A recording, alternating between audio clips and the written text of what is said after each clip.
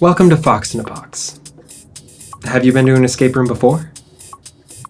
Have you been to an escape room with Fox in a Box before? If you did say something, I didn't hear you, because this is a recording. But if you've been to an escape room, we hope you had a wonderful experience. And if you haven't, then we're very excited for you to experience it for the first time with us. Now for a little escape room history. What started out as a point-and-click computer game has evolved into a live-action experience, and from there become an international sensation. Fox in a Box is one of Seattle's newest escape rooms, but what's exceptional about us is that we have dedicated ourselves to making each room as authentic and immersive as possible.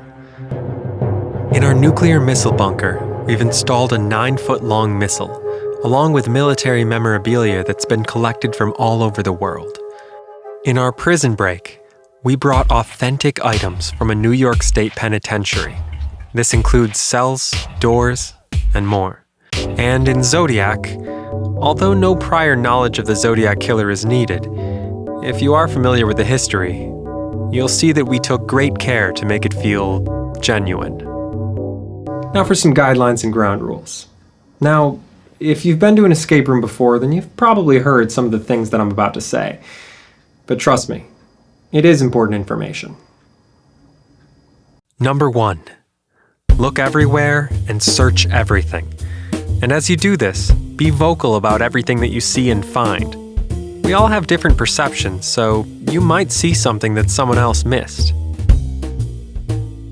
Number 2. As you are searching the room, please do not use force. If something is meant to open, it will open easily when the time comes. There's also no need to run or climb, and we ask that you don't remove drawers, peel anything off of any surface, pry anything open, or pick any locks.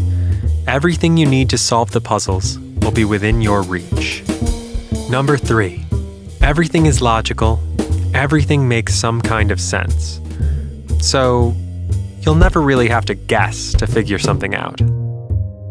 Now seems like a good time to tell you about our item use policy. So basically, it's a one use per item policy, which means that once you've used an item, you can set it aside.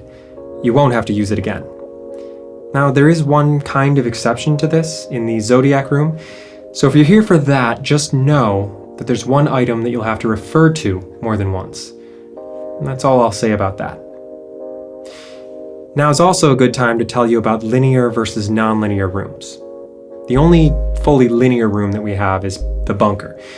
So the way that works is, once you've solved the first puzzle, you gain access to some things that will lead you directly to the second puzzle, and that will kind of point you in the direction of the third, and so on and so forth, in a linear pattern.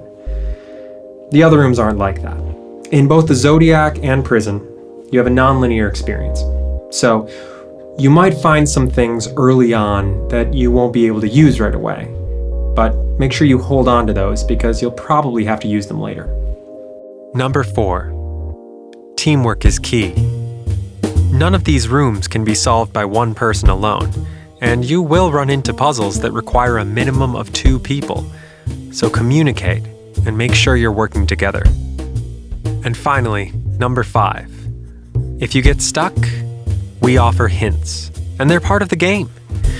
You can ask for a hint as early or late in the game as you like by pressing the white square button near the door. When you do this, it will turn on a light, and at that point, we'll help you with whatever you're stuck with by giving you just enough of a hint to point you in the right direction.